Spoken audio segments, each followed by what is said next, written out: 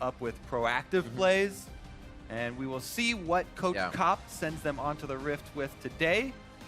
They've set up that game plan before they head on in. They've tried the flexing of Froggen and KFO. They've tried to do a few other things.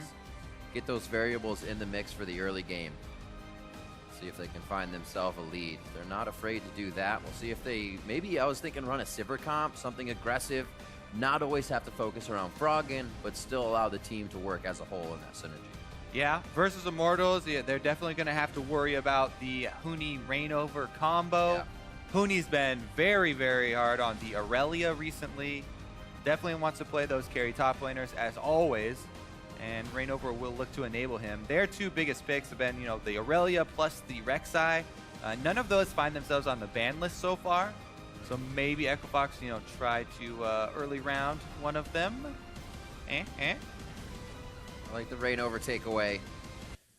Still seeing these bans towards Froggen over and over again. Vladimir, Ryze, and Nivea, they are hitting the point they know is going to be a huge carry in every game. Yeah, Froggen's had, the majority of the team's damage dealt to champions. He is their, veteran leader for the Equifox team, so getting targeted in the picks and ban phase. And there's the other half of that dynamic duo I mentioned. Aurelia does still get picked up for Huni, along with some speed boost to enable him. Going to be very scary. It did not seem that Equifox took well to the aggressive Jax play we saw from Chronologic Gaming yesterday in the top lane from Darshan, and now Huni Aurelia on the table is going to be trying to provide the same thing from that top.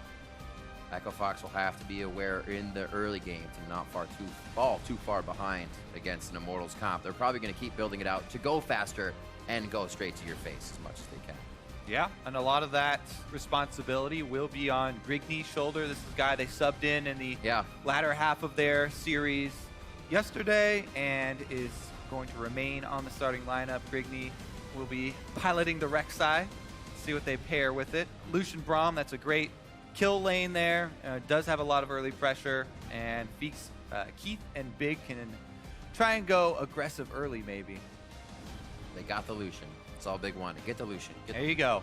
Get that Ghost Blade.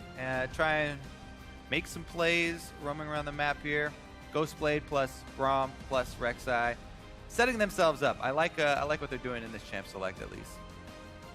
Definitely finding the entry paths to get into their win condition. What will be the walk, the block? Wow, words are hard today. I was gonna say the wall and the blocker, but they just decided to go together.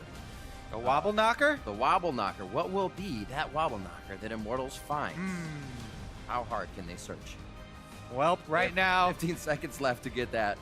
Yeah, I think they're gonna save their mid lane pick, let Pobelta get the counter pick. Just kidding. Victor is definitely one of the easiest mages to blind pick in the current state of the game. Actually, during most iterations of Victor, he's been a strong blind pick mid lane champion, so they're actually not scared about showing both of their solo laners. And only hiding the AD carry here for Immortals makes me think that they would like to go with some sort of Twitch or Ashe pick or something like that. A little bit out of the ordinary maybe. They actually went with Wild Turtle on Jinx yesterday as well. So still putting up some variables there that they may choose. Maybe put the Tristana. We actually saw him going for a very fast turret game in that Jinx pick, so Triss could still do that if they choose to go so. Yeah, they very well could go for the Tristana turret game. They could also go for what their comp might be kind of lacking right now is some reliable engage. So the Ashe is speaking to me because you don't really want Aurelia as your primary, and even Gragas going in there with the barrel is a little bit unreliable. Cooney's saying, but what do you mean? I am human Ashe Arrow. I will dive into the back line and just kill the AD carry. It may just be that. We do see the Jax picked up by KFO. I was wondering, would they take damage to damage, and they do so in that top lane. We'll see how KFO fares through that. Uni will be a tough matchup. This is the Sivir comp coming now from Immortals. That does seem more likely because Ashe is very fearful of Lissandra plus Divers combo with the rest of the squad that Fox are showing right now. And Sivir can also rely, provide some sort of engage with the extra speed boost with Karma and Sivir. This is a very mobile Aurelia, a very mobile entire team of Immortals.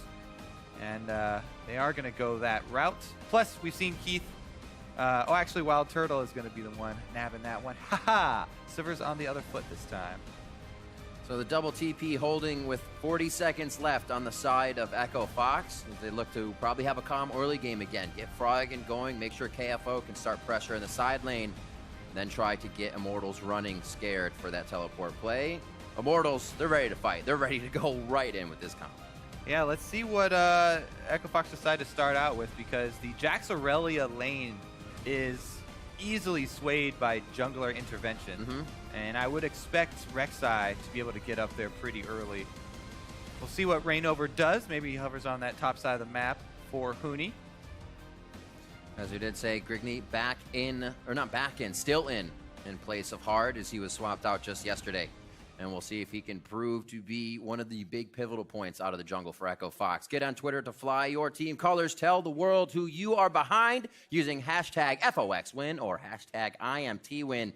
And we'll tally those up as we get into game. You see the comps on your screen. Echo Fox looking to turn things around. Immortals looking to kind of just pan things out, figure out where they're going to be continuously going right, and stay on that path. They've been doing well. It's 4-1 versus a 1-4. We'll see if Echo Fox can put their foot down here as we get onto the Rift.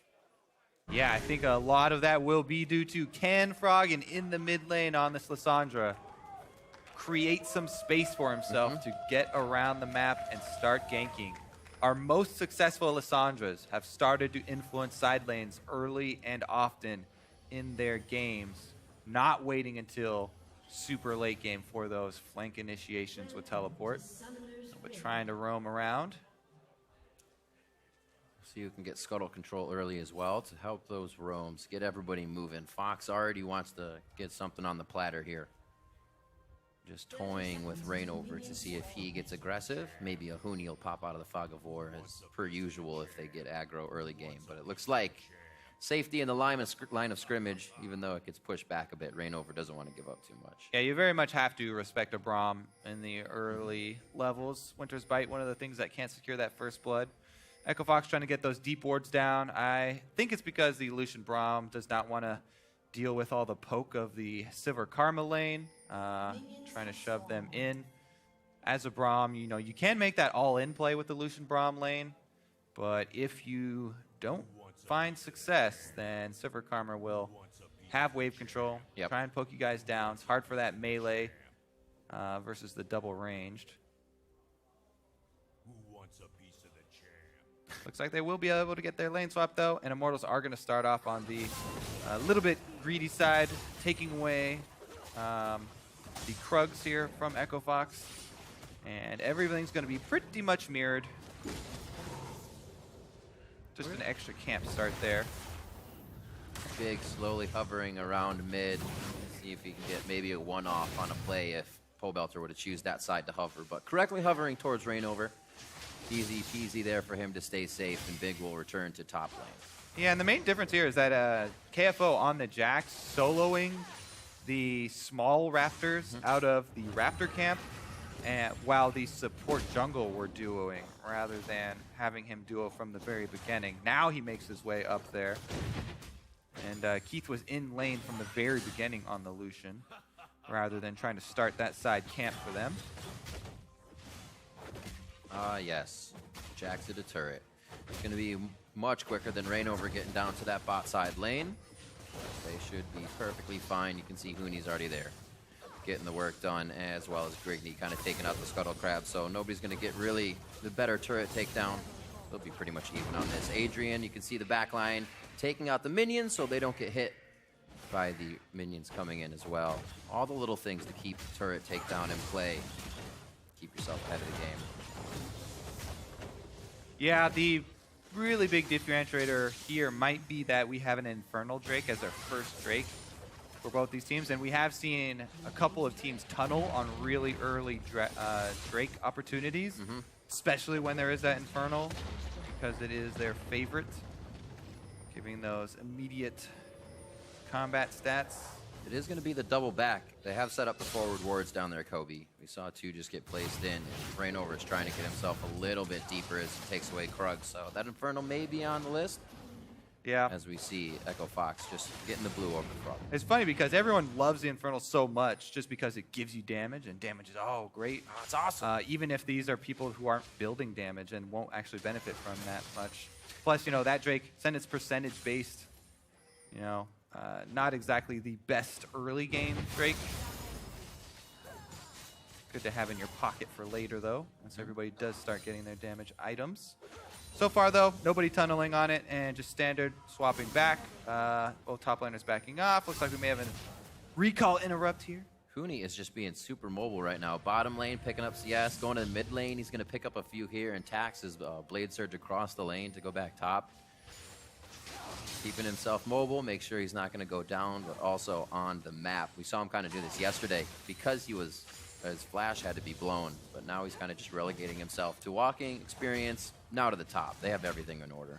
Yeah, and because of that extra CS, he's eked out a 200 gold lead or so over KFO, you know, plus that partial level lead that he does have over him, which is very big as far as the top laners meeting back up. Every little bit counts for top laners in lane swaps. Yeah. See the KFO back now all the way to base, walk down the lane. Yeah, Won't really be a part of the delayed. gold. We'll actually see how Immortals distributes that here. Both Adrian and Wild Turtle are going to back off. Yeah, that's why we really emphasize and point out the recall interrupts, because 10 seconds like that can mean a huge, huge difference here in the early game of a lane swap. Both teams are trying to give over their solo gold, but again, the experience, an entire level at this stage in the game means a lot if they are to meet up and have to fight each other. Froggen and Polebelter basically fighting waves in the mid lane here. We did see Froggen did teleport back to lane, so that'll be kind of pressure relief from any type of play we'll see from him just yet. But as level 6 comes up, those should synergize quite well. Froggen in the mid lane doing very well for himself, though. Talking about gold leads, he's got that very small 100. But again, the Huni and Reignover combo. Ooh, flash blown early here. So he's going to have to play cautiously for 5 more minutes. But the Huni Reignover combo, you know, Reignover is also ahead in the jungle a slight margin. And that's where this very, very small Immortals gold lead does come from. Yep. Fox not doing too shabby, though. This is better than usual. It's definitely something they should keep an eye on themselves, seeing how this early game went, how they played the lane swap. We said the 10 minutes was up to 1,000 gold down for Echo Fox. They're keeping that a bit closer here, but a lot can happen in 3.5 minutes, and it looks like things are going to start as those outer turrets get down. You get a little more pressure in the inner side of the jungle. Yeah, Fox actually go a wave ahead on the top side. They shove it all the way in. Collapse down here for some mid lane pressure. Wave clear ultimate from Polebelter is going to run them off. So now we look at the bottom wave that's crashing. In this, you always have to keep track of just the minion waves. It's going to be very, very important that they can get this all the way into the turret, so they bring down Adrian as well. There goes the silver wave clear, no problem. And how many will KFO be able to pick up? Rek'Sai is here to try and lend support and allow him to CS perfect. Yeah, the rest should be good. He got all these ranged minions. Oh, that's gonna. Oh, that is a little scary. Missed 1, 2, 3. Whack Oh! minion. And now the other one step up. Should be able to get that. So KFO building up, still 43-20 in the CS difference of that lane, and it's not getting any easier for him here. Yeah. That turret's just laughing behind him. Jerk turret. 8 minutes on the clock, 700 gold. See how quick it just kind of separates. We're going to see if Fox can find themselves a way back in. Nobody's holding too much right now. You can see 500 gold lead towards the top lane. It's mostly in the Trinity Force race, Yeah. and that's very important. As we said, you know, this Huni versus KFO Jax Aurelia matchup can be swung pretty easily if one starts to pull out ahead. And whoever finishes their Trinity Force first has a very big advantage during that lull. Huni would love it, more than aggressive, or more than would love to just go in and each fight aggressively and continue fighting Keith every time he can find him. They could set up for this Infernal now, actually, because they do have Huni on top side with teleport. whereas the duo from Echo Fox is up there and have no way of joining. So this is an Immortals Infernal Drake, pretty free right now. And the top lane duo isn't getting too much done. They do have minions pretty close to the turret, but Huni on Aurelia. Aurelia is even easier than Jax to CS under a turret, and he should be just fine. I'm not sure that Echo Fox had enough vision there. The dragon was quite low, but that would have been Jax and a Rek'Sai versus a Gragas and a Sivir. Right now, moving across the map, though, onto Pobelter, cleanses as quick as he can. Doesn't really have too much damage to put back on Grigney in the gravity field, so he lets him go this time. To recoup on mid lane. Froggen's gonna get back in, and Pobelter is just throwing the Chaos Storm out every time he gets the chance. He doesn't connect with the auto, but the Chaos Storm still stays in range. He gets the kill he needs, but goes down in the end as well. Yeah, I mean, Froggen just used his ultimate, so he doesn't have that left, and Pobelter goes right in on him. Doesn't have to burn flash or anything. Even though he goes down, he got the first blood money. Echo Fox's kill was assisted though, so you kind of make up for that, and now they got mid lane pressure since the wave clear is gone. Getting some extra damage there, so not the worst thing in the world for Echo Fox, but surprising nonetheless. It definitely makes it hard for KFO. We'll see this one more time and continue to talk about that. I mean, then changes over to the Storm here from Victor. The pulses do a significant amount of damage, and it's enough to get him. They do end up having to use the Rek'Sai Flash and Braum as well. So some summoner spells also gained an advantage by a Pobelter there with the solo play. Yeah. Even if the gold assist kind of even outs that number. We kind of pointed this out, Casson, yesterday, myself and Azael. Like, looking at Huni farm these lanes makes it so tough. Look where KFO is. He was just in mid trying to fight. In the jungle. Now he's in the jungle looking for a farm. Huni controls the wave so well after he gets that edge that it's almost impossible to come back unless you're killing another lane somehow. Very difficult with the level lead as well. Yeah. No vision. You know, they have Huni supported with these pink wards entering onto their side. There's one right there. KFO, if he smells it, he could go take care of it, but does not. Oh, unscented wards. Never get tricked into buying those scented wards, Rip. Big now. Nobody saw that. Doesn't matter because nobody shot any spells at him, but that was one of those, I need to get out of here. Shield movements that way. He was just being very clear in his direction. Yeah. Okay, so at this stage in the game, Echo Fox, they are facing a gold deficit. They are facing a Drake deficit, and now they're getting jumped on. Picture perfect. Puts Grigney right back in the middle of the Immortal squad.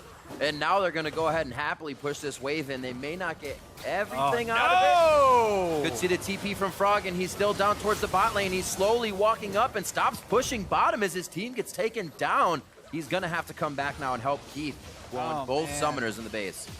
Well, here comes the snowball, Rib. Might be going for mid, actually. This is just heartbreaking for Echo Fox fans. You really want to root for these guys, but they've had such a rough time to split. And Immortals look very strong.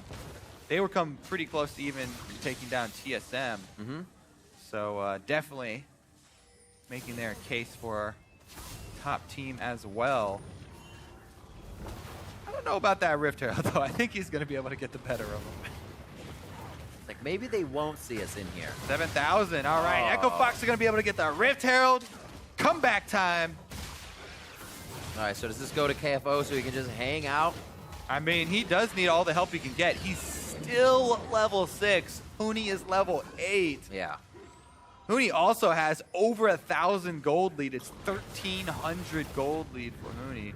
Randover going in, body slam flash, into the ultimate, and then the collapse here. This is timed as well with that wave, as we talked about. You know, got to keep track of those big waves wherever they are on the map. Giant minion waves are an objective in themselves. And Immortals collapse on their giant minion wave, and it's just a very big push for them. Pretty early on into the game, too. This is only 13.5 minutes, and Immortals gaining a lot of momentum. Froggen's got a CS lead, though. So there's that. Yeah, he was in the bot lane, then went to push mid. Unfortunately, couldn't get it to go down, but it is very low. That mid turret sitting around 3,200 right now, or actually 2,300, I should say. So a few more hits, at least one team fight if they can get Immortals pushed back. Getting that mid turret would really help to keep getting deeper wards. Because without deep wards, these teleports are really only getting to each other during the fight once they've been engaged on. True. The teleports are going to be a big tool that Echo Fox need to get back into this game, because at this stage, Echo Fox need to manufacture a numbers advantage if they want to have any sort of fight. Right now, it's hard to get that numbers advantage if Immortals are all grouped up as 5 together, though. Well, here's the 1-3-1. It's actually all the way in a mid across the river, a 1-3-1. They're trying to initiate to say, let's get these waves out and try and get some time to work on our own side of the map. That's how you split up a 5-man group mid. There you go. They're going to pressure all lanes, get some good CS. The only problem is that since they're behind, usually, you know, when you have both side lanes pushed up like that, that's your prep to make a big play for your team. However, being behind like this, Echo Fox, after they prep both those side waves, they don't feel like they have the ability to make that play. They don't feel like they have the items to back up the minion waves that they've just set into motion, and they back off. So just trying to buy a little time for themselves here. Maybe, as you said, you know, they try and get a little bit deeper wards down. Yeah. It would be that teleport from Froggen. He's post level 11 now, so Lissandra with that level 2 ultimate, they can try and delete someone before Immortals can react. The problem is that Immortals have so much speed with which to react. The Sivir plus the Karma that we talked about, disengage on the Gragas as well. Makes it very difficult. And Huni right now going to be able to prune this top wave as well. Yep. You're talking about Adrian rushing the Eye of the Watchers there for a bit of cooldown. Continue the shields, continue the poke for himself. There is the on the hunt. Big throws back to Glacial Fissure, but look at Fox coming out of the woodwork on the right side here. The teleport is going to be coming in from Huni, and that really turns Fox away to continue this fight. KFO is going to be just on the outside, leaps to his team. Chaos Storm is still in range, along with Turtle flashing forward to keep that engaged, and it looks like they will back off from the fight to gain what they can on the map. They have the on the hunt from Wild Turtle to start the initiation. First engage there. After they kite back and wait for the teleport to come in from Huni, then they have the Karma speed boost. So just so much control here from Immortals. Even though they're only able to get 1 kill off of that, that's going to be the Drake as well for them. They have their deep ward still standing, and this was Echo Fox's attempt at trying to get that numbers advantage play, 5 versus 4. But a lot of disengage from Immortals, and they buy time for Huni to teleport in. Great cast right on the teleport of Huni. Gonna give him just an open window to fly through. Yeah. Not that he did much. Those flashes from Immortals at the end, definitely not needed from both Adrian and Wild Turtle. Hungry. They're getting hungry. However, it probably won't end up costing him. Maybe that does, you know, bite the duo lane here if Echo Fox are able to strike back and try and catch them out of position. But as of right now, Immortals are feeling so calm that they can just spend those spells at will, pretty much. Grouping up once again to try and pressure this mid turret. That is a good point. There's not much to punish when those flashes are down on the side of Immortals. They can pretty much take the fight at any point in time at this juncture. 5-1, 17:20 on the clock, and they take down the mid turret. The outer ring has been destroyed here for Echo Fox, so it's going to kind of be invasion time in the jungle, and they have to be careful. Already losing some of the resources. Yeah. Echo Fox, they're kind of in that stage where they really, I don't know, they need to focus on mentality, I think. They've had very little time to practice after, you know, their loss against CLG, try and regroup and, you know, make corrections, but try and refocus because it can only get better. So once these fights come in, say Echo Fox does get the good flank, what are their targets? Because they're still going to have to pay attention to Huni in the back line, but Froggen wants to ult somebody. What is Echo Fox looking for in that kind of perfect fight? I think you melt the front line here for Echo Fox. If Huni's going to charge in there, just try and focus him down, because Echo Fox, they don't really have the power, you know, the items to back up a dive-style team fight. Right. And Huni is not a tank, right? He is on Aurelia. That's true. So, and he doesn't have his Sterix finished yet, which I think he might be headed towards. He might have also been the one that was building Frozen Mallet, I believe. So, Not going to put it past him. yeah. Well, we shall see. But yeah, Echo Fox at this stage, kill whoever's in the front that they can actually focus without exposing themselves. Well, there are some of the deep wards we were looking for, Kobe, on the side of Immortals now. The double sight stone has finally been able to push itself slowly over that river. You can see Rainover walking through a few of those wards. So possibly a next Drake could be help. But like you said, the full initiation isn't really what Fox is looking for. See if they can pick off one of those frontliners. Right now, Immortals clearing the bot side. They know top isn't really going to be any worry in that short of time. So it looks like we're going to get a fight on this. It's going to be dangerous to protect Echo Fox. Yeah, you can tell Immortals not worried about anything. Group back up 5 down bottom. They had mid lane shoved. There's an easy turret for them. Saunter on out through the enemy jungle. Only going to teleport up to catch that wave. They're not worried about split lane pressure from KFO. It's going to crash into the turret. Maybe they lose a couple of minions, but no damage will really be done to it, and Huni will get there for the cannon. Oh, doesn't even lose that extra melee. Only lost 1.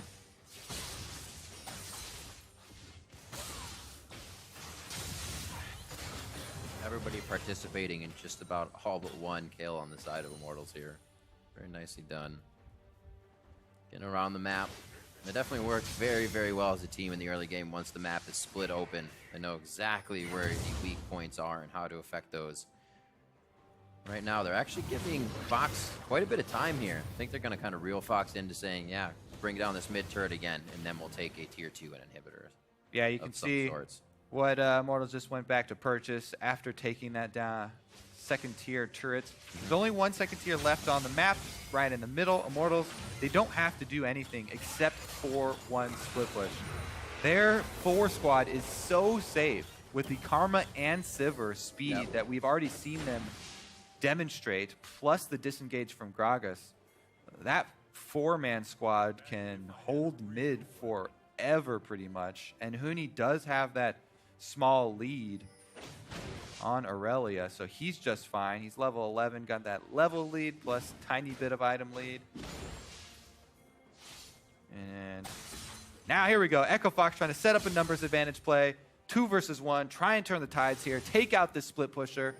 Try and take advantage of Huni's hubris. Well, maybe Huni goes super aggressive and they can turn it around on him. This is really their only hope. If they see Froggen, they might just try to squeeze out mid. These are both teleports in the bot lane right now, and that's going to be tough. They can't get back to the fight. Huni actually stays alive here, but Immortals don't get Baron at this point. 21 minutes would be a pretty hard fight for them, but they were looking to bait in something there. Yeah, I think that Immortals might be looking to clean up the last secondary turret first before they start going with the Baron baits.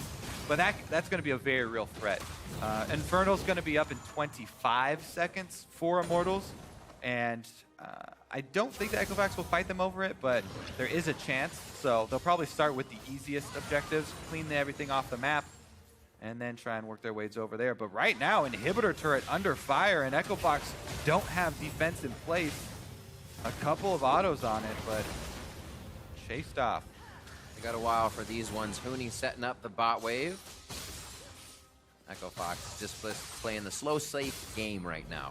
Make sure they don't lose anybody. 185 to 128 as KFO is still trying to scrape up CS around the map here. Huni's going to be pushing a wave into him, but may lose his life as he attempts to go for it. Yeah, KFO coming for him, and there is a deep teleport ward. You can see they pinged it, but they're not willing to go for it. Sivir halfway down the river. Here it is! Oh, he's gonna live the last shield from Adrian, and even goes back in to cast the Chaos Storm if the team were to reinitiate, or just say initiate altogether. And that actually stopped Fox from being able to go forward as well to get a few more of their own kills. Yeah, that's definitely going to be an Infernal Drake. Immortals will take that. Pobelter gets out. Adrian with the Karma Shield. And Immortals don't drop anyone there. That is a very tilting factor right there. If that continues to happen to you in your game. That's why you take Cleanse versus Lissandra, Riv. Pobelter, it's saved his life 2 times now, I believe. This one really close, actually, though.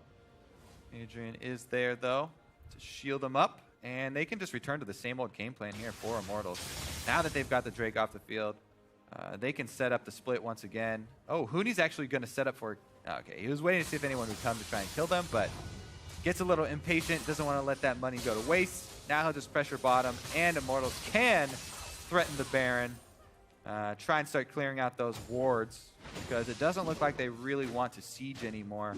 Now, Sivir is pretty short range, and even Victor, difficult for him to get those autos on turret if he doesn't have cleanse and flash to rely upon, getting jumped on. So maybe the safer bet is control vision around Baron, let Hooney control the side lane. Just dialed back a little bit. Not full go mode, but they're still ready to fight. Yeah, you can see what Echo Fox have learned from their game yesterday, though. They're trying the same thing CLG did versus them. It was this two-man split push, basically. CLG had it where Darshan was on the Jax. He would show in lane, kill the minions, and show as a single split pushing Jax. And then they had Puhi follow him for a two-man teleport split push. Echo Fox doing the same thing, and KFO lays the beat down on Hooney, popping the life grip and chasing him out of lane. Yeah, see how fast that changes. That Cutlass as well, once that finishes, is really going to make it hurt as well. And doesn't look like they have enough minions to engage. It's just going to be the tit for tat in mid lane as Froggen starts to come back here from the side, but he'll be warded out. Yeah. Actually, he may not have passed a ward there. Oh, he did that. Wherever Froggen goes, that's where the possibility of playmaking is for Echo Fox. Here goes Immortals, though. Froggen right onto Turtle. His spell shield is on, so Froggen's waiting. And they actually throw it right onto Pobelter, making sure the AoE damage of the fight is pretty much gone. But you have to remember, those bouncing boomerangs from Turtle can still do a heck of a lot of damage. But Immortals focuses on the turret. The top lane fight is still going back and forth with no Victor to be had just yet.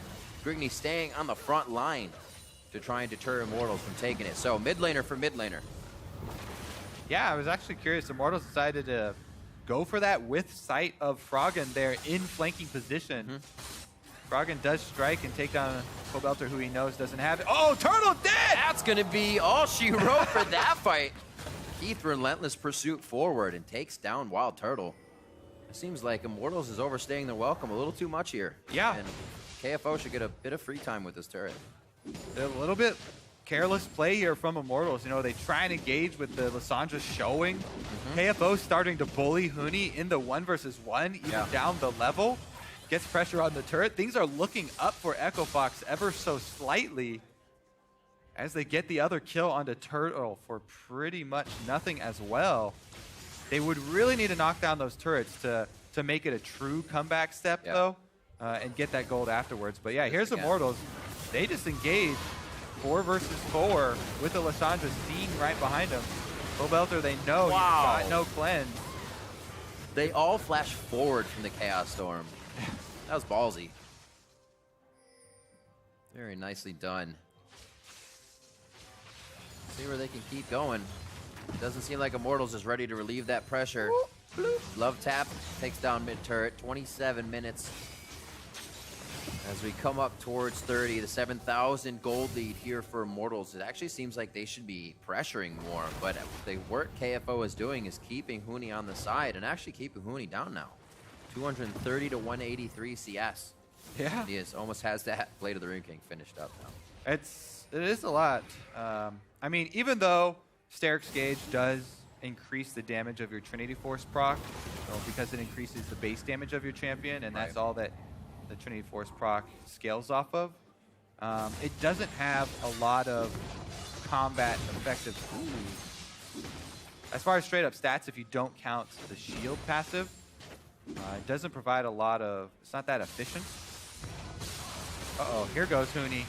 Locked up. Frozen Tomb, locked up, knocked up. He's trying to get an Equilibrium Strike on and play a little ring around the road. There it is! They did it! The two-man split push, Riv!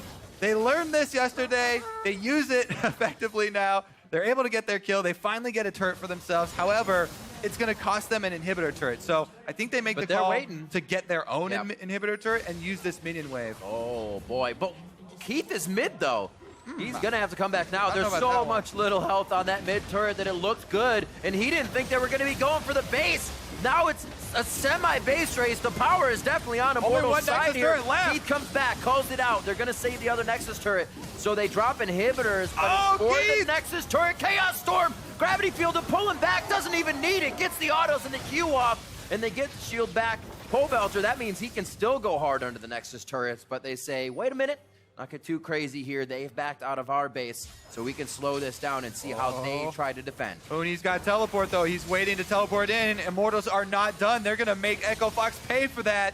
Is there a ward coming in? Obviously, they have the minions. Got There's someone to minions. be fighting. Maybe it's the one the turret goes on. It actually goes on Rainover. I'm not sure he wanted that right away, but it's not really going to matter. He is huge. Immortals looking to put the final touches on. They go for the back line, and KFO goes down with that idea. It's going to be Fox trying to get to the Fountain for Solace, and now it's going to be Immortals looking to take game one just under 30 minutes over Echo Fox.